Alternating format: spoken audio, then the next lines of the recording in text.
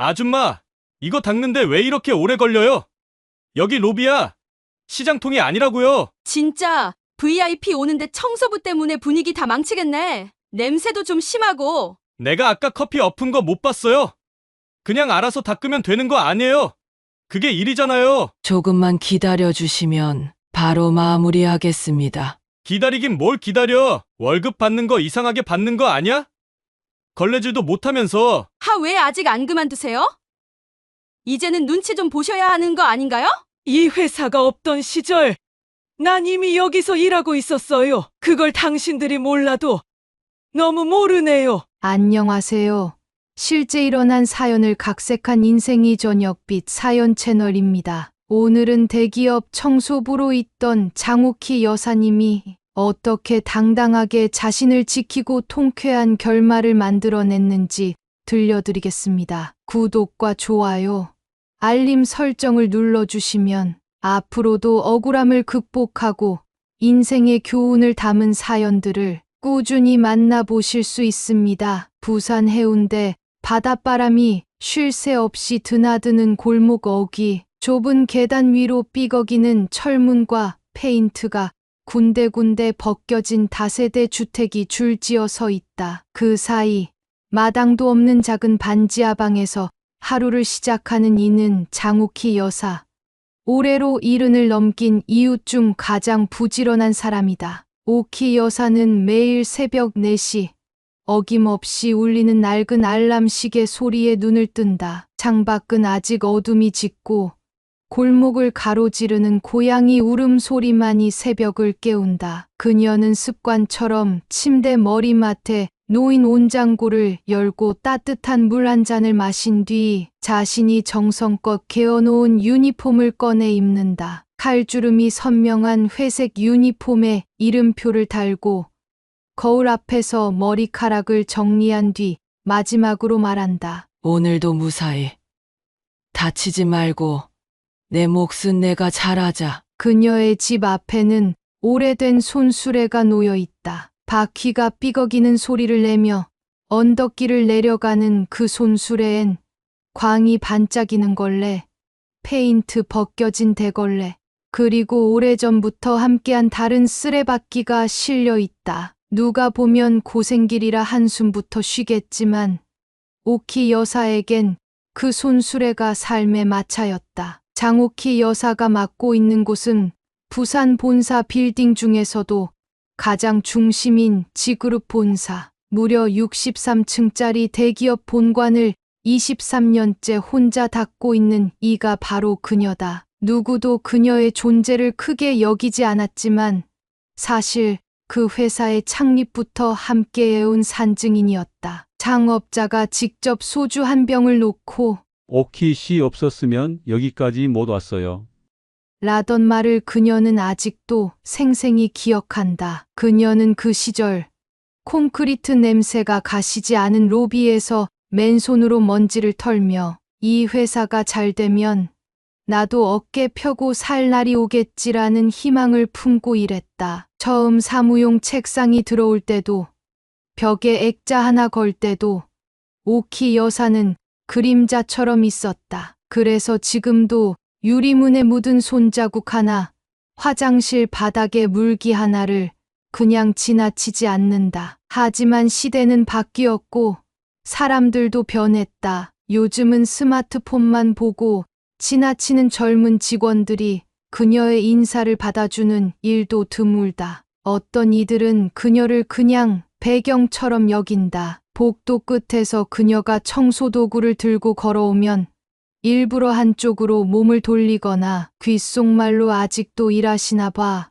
좀 불편하다는 말까지 주고받는다. 그날도 그랬다. 새로 본사로 올라온 직원들이 식당 복도 앞에서 웃고 떠들며 지나가다가 그녀가 물걸레질을 하고 있음에도 불구하고 일부러 모래 묻은 신발로 걸어 들어섰다. 장 여사는 고개를 숙인 채 아무 말 없이 바닥을 다시 닦았다. 그러나 닦으면 닦을수록 그 바닥보다 더러워지는 것은 오히려 사람들의 시선이었다. 한창 바쁘던 점심시간 누군가 일부러 흘린 커피가 바닥에 그대로 굳어버린 자국이 됐고 그걸 쳐다보던 한 직원은 옆 사람에게 이렇게 말했다. 아줌마, 이거 좀 빨리 닦아주세요. 여긴 회사지 시장이 아니에요. 그 말에 몇몇은 킥킥 웃었고 오키 여사의 손은 그 자리에서 잠시 멈칫했다. 그녀는 아무 말 없이 다시 손수레에서 걸레를 꺼냈다. 그리고 조용히 바닥을 닦으며 속으로만 되뇌었다. 그래, 나는 청소부야. 근데 그게 창피한 일이더냐? 그 순간 해운대 바닷바람보다 매서운 무언가가 그녀의 가슴을 스쳐갔다. 그 바람은 억울함이었고 수치였으며 동시에 자존심이었다. 하지만 그렇게 오랜 세월을 성실히 지켜온 장옥희 여사의 존재는 언젠가부터 회사 안에서 점점 더 투명한 사람이 되어갔다. 누구보다 먼저 출근해 가장 늦게 퇴근하며 화장실 문 하나, 창틀 먼지 하나 허투루 넘기지 않았지만 사람들은 그녀의 존재를 공기처럼 여기기 시작했다. 특히 최근 서울 본사에서 부산 지그룹 본사로 발령받아 내려온 30대 직원들은 아예 그녀를 눈엣 가시처럼 대했다. 브랜드 정장을 입고 최신 스마트워치를 찬 그들은 수천억 프로젝트를 다루는 자신들의 손과 걸레를 든 장옥희 여사의 손이 같은 공간에 있다는 것 자체를 불쾌해했다. 어느 날 오키 여사가 청소도구를 끌며 복도 끝에서 다가오자 한 남자 직원이 옆 여직원에게 고개를 기울여 툭 내뱉었다. 야, 또 그 냄새 나지 않아? 청소약 냄새인지 뭔지. 진짜 머리 아파. 그러더니 과장된 몸짓으로 코를 틀어막고 손을 휘저으며 고개를 돌렸다. 그 여직원은 피식 웃으며 대꾸했다. 아, 나 진짜 이 회사 처음 와서 좋다고 생각했는데 저 아줌마 때문에 아침이 피곤해진다. 그 말은 멀리 있는 오키 여사의 귀에도 명확히 들렸다. 하지만 그 누구도 개의치 않았다. 심지어 그중 한 여직원은 일부러 큰 소리로 이렇게 말했다. 아줌마 좀 피해 다니자. 여기 VIP 손님 오시기로 한 날인 거 몰라요? 그리고는 하이힐 소리를 바닥에 딱딱 울리며 복도 끝으로 사라졌다. 바로 그 순간 누군가 일부러 커피가 반쯤 남은 일회용 컵을 바닥에 툭 떨어뜨렸다. 커피는 미끄러지듯 로비 바닥을 흘렀고 종이컵은 대굴대굴 장 여사의 발치로 굴러왔다. 사무실 한편에서 이 광경을 보고 있던 몇몇은 입을 가리고 킥킥거리며 고개를 돌렸다. 누군가는 스마트폰으로 그 장면을 슬쩍 찍고 있었다. 오키 여사는 아무 말도 하지 않았다. 그저 늘 하던 대로 조용히 손수레에서 걸레를 꺼내 들었다. 커피 자국을 닦으며 종이컵을 쓰레기 봉투에 넣고 아무 일 없다는 듯 다시 구석진 청소도구실로 걸어갔다. 하지만 그날따라 손끝이 조금 떨렸다. 심장은 생각보다 빨리 뛰었고 걸레를 짜던 손에선 미묘하게 힘이 풀리고 있었다. 그녀는 조용히 중얼거렸다. 내가 그렇게 불편한 존재인가? 그녀의 얼굴엔 늘 바닷바람을 견뎌온 사람만의 두터운 평정이 있었지만 그날만큼은 그 표정 위로 아주 천천히 뿌연 먹구름이 드리워졌다. 자존심을 누르며 살던 세월의 무게가 갑자기 목덜미를 잡아 끌던 순간이었다. 입 안에서 꾹 삼킨 말들이 목구멍에 걸린 듯 따갑게 맴돌았다. 복도로 다시 나온 그녀는 고개를 들지 않았다. 하지만 그 눈동자에는 분명히 아주 조용한 질문이 하나 맺혀 있었다. 내가 도대체 뭘 그렇게 잘못했단 말인가? 그러던 어느 날 아침, 바람은 평소보다 더 차가웠고 장옥희 여사는 평소보다 30분이나 일찍 사무실에 도착했다. 복도 불빛조차 채 켜지지 않은 어둑한 로비 한가운데 커피가 흘러내린 자국이 넓게 퍼져 있었다. 종이컵은 벌써 말라붙어 있었고 바닥엔 얼룩이 눌어붙어 있었다. 그녀는 말없이 손수레에서 걸레를 꺼내 들었다. 무릎을 꿇고 천천히 얼룩을 닦아내려는 순간 뒤에서 구두 굽소리가 바닥을 빠르게 두드리며 다가왔다. 또 누가 이리 일찍 왔나 생각하던 찰나 그 남자는 일부러 오키 여사의 옆을 스치듯 지나가며 커피잔을 살짝 기울였다. 찰랑 순식간에 따뜻한 아메리카노가 그녀의 손등과 유니폼 위로 쏟아졌다. 뜨거운 물에 깜짝 놀란 그녀의 손이 움찔 떨렸다. 하지만 더 아픈 건 그 다음이었다. 아, 죄송해요. 그 말이 나올 줄 알았지만 대신 돌아온 건 입꼬리를 슬쩍 올린 미소와 함께 나온 차가운 한마디였다. 근데 뭐 이런 거 닦으려고 돈 받는 거 아니에요. 그쵸? 청소 아주머니? 그의 목소리는 밝고 가벼웠다. 오히려 농담이라도 던진 것처럼 친근한 척 웃음기가 섞여 있었다. 하지만 그 말은 가벼운 농담이 아닌 사람의 존엄을 깎아내리는 비수였다. 그 말이 울려 퍼진 로비에는 정적이 흘렀지만 몇몇 직원은 피식, 입을 틀어막고 웃음을 참으며 고개를 돌렸다. 누군가는 헛기침을 가장했고 누군가는 휴대폰을 내려놓았다. 누구 하나 나서서 말리지 않았다. 그 순간 장옥희 여사는 손을 멈췄다. 뜨거운 커피가 천천히 스며든 손등보다 그 한마디 말이 가슴을 더 따갑게 데웠다. 세월의 풍파를 견디며 굳건하게 살아온 이 손이 누군가에겐 그냥 걸레질하는 손일 뿐이었구나 하는 참담한 깨달음. 그녀는 천천히 고개를 들었다. 그 눈빛은 늘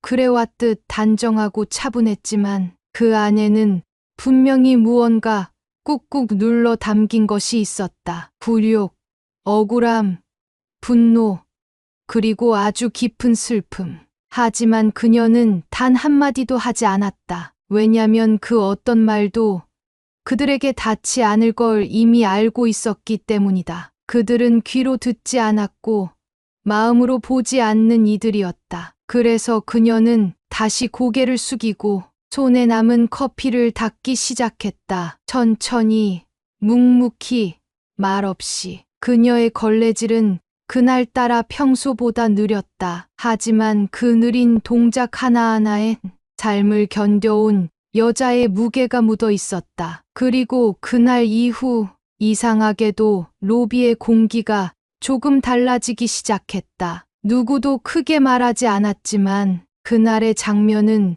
누군가의 머릿속에, 어떤 이의 가슴 속에 지우지 못할 잔상으로 남아 있었다. 그날 이후 본사 로비는 어딘가 달라졌다. 눈에 보이는 변화는 없었다. 책상도, 바닥도, 사람도 모두 평소와 다를 바 없었다. 하지만 분명히 공기 자체가 달라져 있었다. 마치 누군가 숨을 참고 조용히 지켜보고 있는 것처럼 말소리 하나, 발소리 하나에도 직원들이 살짝 움찔했다. 장옥희 여사는 여느 때처럼 평온했다. 로비 입구 유리창에 묻은 손자국을 닦고 엘리베이터 앞 화분에 고여있는 물기를 정리하고 직원 휴게실 복도의 먼지를 털어내며 묵묵히 움직였다. 그녀의 걸음은 흔들림 없었지만 그 지나가는 발소리에 직원들은 자신도 모르게 허리를 세우고 고개를 돌렸다. 그들이 어제까지 투명인간처럼 무시하던 존재에게 오늘만큼은 이상할 정도로 조심스러워졌다. 특히 최 과장, 평소 같으면 사무실을 거들먹거리며 활보했을 그가 아침부터 자리에 앉아 폰을 만지작거리고 있었다. 계속해서 로비 쪽을 힐끔거리며 누군가를 기다리는 듯, 아니 누군가를 피하려는 듯 자신도 모르게 다리를 꼬고 풀고 눈동자가 바삐 움직였다. 그 아줌마 아니, 장옥희 여사 혹시 어제 그 일 때문에? 머릿속엔 어제의 장면이 자꾸 떠올랐다. 따뜻한 커피, 흘러내린 유니폼, 그녀의 떨리는 손, 그리고 자신이 뱉은 그 한마디. 이런 거 닦으려고 돈 받는 거 아니에요? 생각할수록 등골이 서늘해졌다. 아무렇지도 않게 내뱉은 말이었는데 지금은 그 말 한 줄이 마치 칼날처럼 목덜미에 겨눠져 있는 느낌이었다. 그리고 오전 9시 정각, 평소와 다르게 사무실은 조용했고 커피 머신 소리조차 유난히 크게 들렸다. 그때였다. 띵, 띵, 띵. 사내 메신저 알람음이 잇따라 울렸다. 화면을 켠 직원들의 얼굴이 하나같이 굳어졌다. 수신자 최상훈 과장 외 4명. 제목 회장실 호출. 보낸 사람 회장 비서실. 내용 10시까지 본사 20층 회장실로 즉시 출석하십시오. 회장님께서 직접 말씀하십니다. 그 짧은 문장 하나가 사무실 전체의 공기를 바꿔놓았다. 누군가는 숨을 들이켰고 누군가는 자리에서 일어나려다 그대로 주저앉았다. 평소 위압적인 태도로 후배들을 몰아붙이던 최 과장은 그 순간만큼은 말을 잃은 채 입술을 꾹 다문 채 땀을 훔쳤다. 셔츠 안쪽까지 땀이 스며들었고 손에 쥐고 있던 펜은 어느새 바닥에 또르르 굴러갔다. 설마 진짜 그 일 때문인가? 청소부 때문에 우리가 회장실로 불려간다고? 마음속에서 여러 변명이 떠올랐지만 아무것도 입 밖으로 꺼낼 수 없었다. 어제까지는 하찮은 존재였던 장 여사가 오늘만큼은 이상하리만치 선명하게, 무겁게 그들의 머릿속에 떠올랐다. 회의실 문 쪽을 향하는 직원들의 발걸음은 무겁고 느렸다. 누구도 장난을 치지 않았고 누구도 떠들지 않았다. 그저 모두가 직감하고 있었다. 이건 평범한 호출이 아니다. 지금부터 뭔가 아주 낯설고 아주 낯선 진실이 드러날 것이다. 회의실 앞 유리문 너머로 보이는 지그룹 회장실이라는 금박 글씨가 유독 눈에 따갑게 박혔다. 하얀 조명이 반사된 그 문 앞에서 최 과장을 비롯한 5명의 직원들은 마치 피의자처럼 줄을 서 있었다. 누군가는 안경을 벗어 닦고 있었고 누군가는 말없이 손톱을 뜯고 있었다. 서로 눈이 마주치면 괜히 시선을 피하며 가만히 침을 삼켰다. 그 안에서 무슨 이야기가 오갈지 아무도 감히 예측할 수 없었다. 정각 10시 비서가 조용히 회장실 문을 열었다. 무겁게 열리는 그 문은 마치 법정의 문처럼 느껴졌다. 직원들이 하나둘 발걸음을 옮겼고 회장실 안은 숨 막힐 듯 조용했다. 정면 유리창 앞 회색 슈트를 입은 회장님이 등을 돌린 채 창밖을 바라보고 있었다. 그 넓은 뒷모습에서는 무언가 폭풍 같은 기운이 느껴졌다. 잠시 침묵. 그러다 회장님이 천천히 몸을 돌렸다. 그 얼굴은 단단히 굳어 있었고 그 눈빛은 매서운 겨울 바람처럼 날카로웠다. 눈썹은 일그러져 있었고 입꼬리는 단 한 줄도 흐트러짐이 없었다. 너희들! 회장님의 입에서 낮은 목소리가 흘러나오더니 탁! 그 순간 책상 위에 놓인 손바닥이 힘차게 내려치며 울렸다. 나무로 된 책상이 쾅 소리를 내며 진동했고 유리 벽까지 떨리는 듯했다. 깜짝 놀란 직원들은 반사적으로 어깨를 움츠렸고 한 명은 뒤로 반걸음 물러서기도 했다. 너희들 지금 누구한테 그런 짓을 한 줄은 알고 한 거냐? 그 한마디가 떨어지자 회장실의 온도가 순식간에 얼어붙었다. 누구 하나 숨소리조차 제대로 내지 못했고 손끝이 떨리던 여직원 하나는 손에 들고 있던 볼펜을 떨어뜨리며 당황스럽게 주워들었다. 회장님은 천천히 그들을 둘러보며 말을 이었다. 목소리는 높지도 낮지도 않았지만 그 안에는 쌓인 분노와 실망이 깊게 배어 있었다. 창욱희 고문은 우리 창업자와 함께 창고에서 쌀자루 나르던 분이다. 내 아버지가 직접 말했어. 그분 없었으면 우리 회사 3년 안에 망했을 거다. 한겨울 눈보라가 치던 날 차가 멈춰 본사 창고에서 발이 묶였을 때 직원들 도시락 챙기고 손수 이불 깔아준 사람이 누군지 아냐? 바로 그분이야. 직원들의 얼굴은 점점 창백해졌고 누구도 눈을 마주치지 못한 채 고개를 숙였다. 회장님의 말은 점점 뜨거워졌다. 나는 어릴 적 그분 무릎에서 도시락 얻어먹으며 컸고 내 아버지는 수없이 말씀하셨어. 장옥희 같은 사람이 우리 조직의 뿌리다. 겉모습으로 판단하지 마라. 그런데 그런 분께 커피를 쏟고 쓰레기를 던졌다고. 그 순간 회장님의 주먹이 다시 한번 책상을 울렸다. 지금 니들 입으로 말한 청소 아줌마는 너희가 평생을 일해도 못 따라올 훈장 같은 분이야. 그분의 손에 묻은 먼지는 너희 명함에 박힌 직함보다 100배는 더 무겁다. 그 한마디에 회의실 안 공기가 흔들리는 듯했다. 특히 최 과장은 입술을 달싹이며 무언가 말하려 했지만 말은 목구멍까지만 차올랐다가 사라졌다. 그저 식은 땀만 이마를 타고 흘러내렸다. 회장님의 눈은 한 사람 한 사람을 똑바로 바라봤다. 그리고 마지막으로 단호하게 말했다. 내가 오늘 이 자리에 너희를 부른 이유는 단 하나다. 우리 회사가 어떤 정신으로 여기까지 왔는지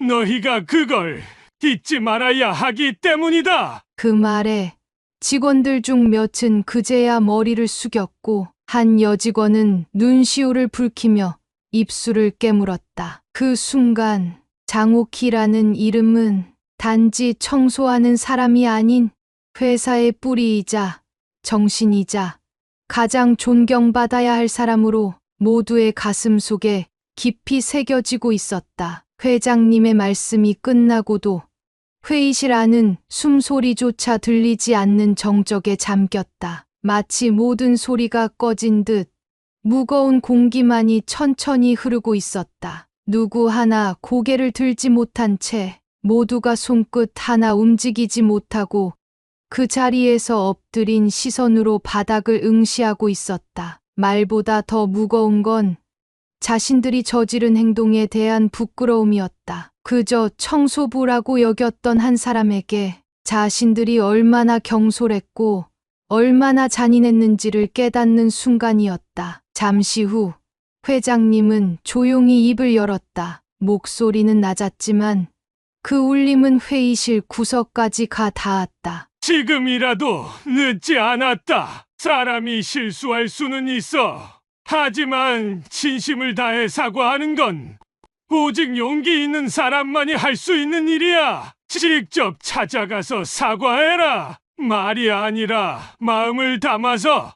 그 말에 누구도 토를 달지 못했다. 단지 묵묵히 고개를 끄덕일 수밖에 없었다. 그리고 그날 오후 장옥희 여사는 평소처럼 손수레를 끌고 직원 식당 옆 복도를 청소하고 있었다. 바닥을 닦는 그녀의 손길은 여전히 부드럽고 단정했으며 그 얼굴엔 언제나처럼 무표정한 평온이 자리하고 있었다. 그녀는 여전히 하루의 먼지를 닦아내고 있었고 그 누구도 그녀의 속마음을 들여다볼 수 없었다. 그때였다. 직원 식당 방향에서 누군가 조심스레 다가오는 소리가 들렸다. 깔끔하게 셔츠를 다려 입고 넥타이까지 바르게 맨 5명의 직원들이 한 줄로 선 채 천천히 그녀 앞으로 걸어왔다. 그 발걸음은 한없이 조심스럽고 마치 무언가를 속죄하듯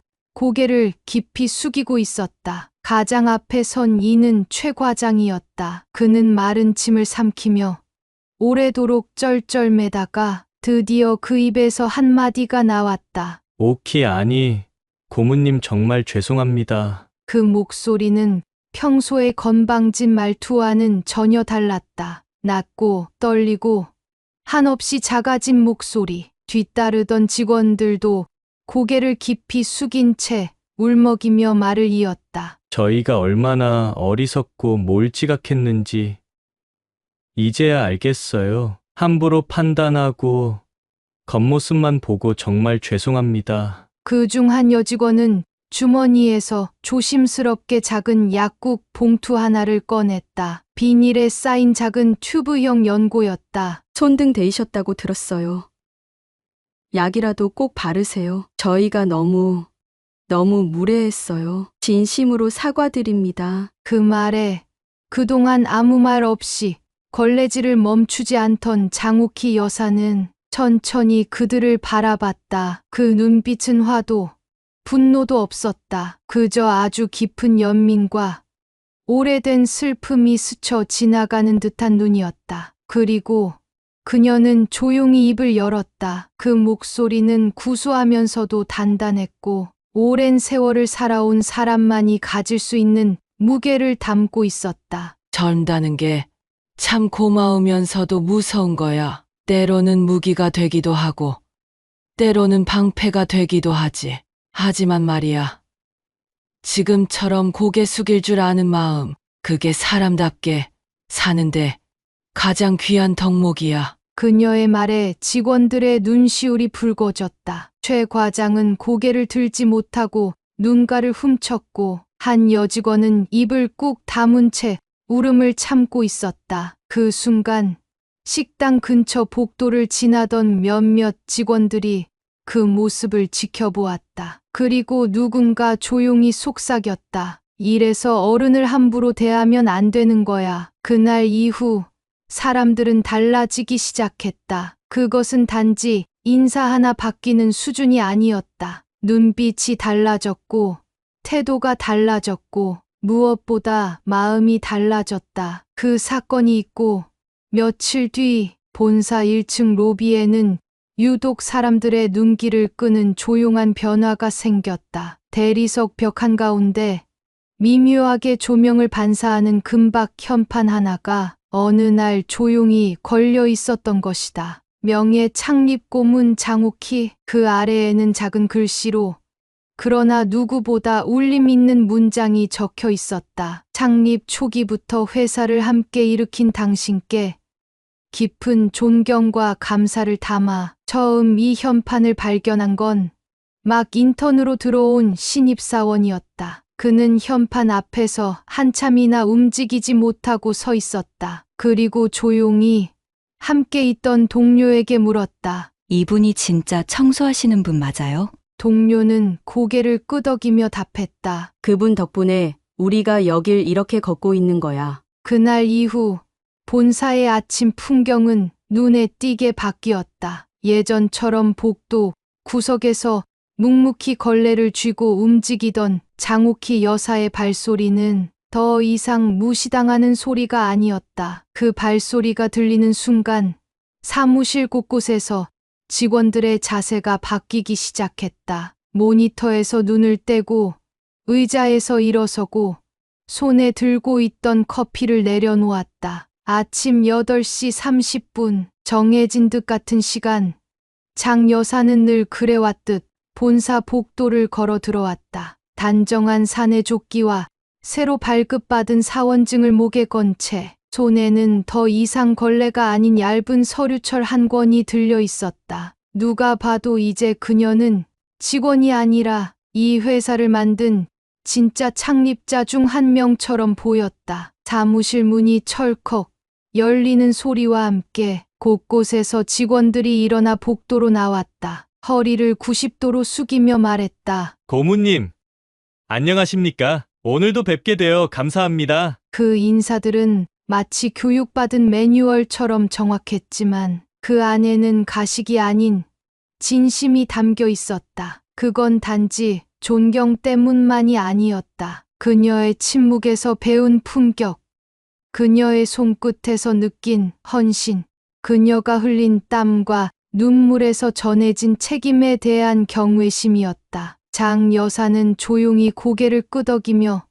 복도를 따라 걸었다. 예전과 똑같은 길이었지만 그녀의 걸음은 더 이상 누군가의 그림자가 아니었다. 그 걸음에는 존엄과 자부심, 품위와 무게가 담겨 있었다. 그 어떤 임원보다도, 그 어떤 간부보다도 그녀의 발걸음은 진짜 회사의 역사를 보여주고 있었다. 복도를 지나던 인턴 하나가 조심스레 옆 동료에게 속삭였다. 와, 저분 진짜 멋지다. 그 말에 동료는 대답 대신 고개를 끄덕이며 가만히 장 여사의 뒷모습을 바라봤다. 누구 하나 장 여사의 앞을 가로막지 않았다. 누구 하나 그 걸음을 경시하지 않았다. 그녀가 지나가는 동안 임원부터 막내 사원까지 모두가 가만히 서서 진짜 어른의 뒷모습을 지켜보고 있었다. 그 뒷모습은 말하지 않아도 가르쳤고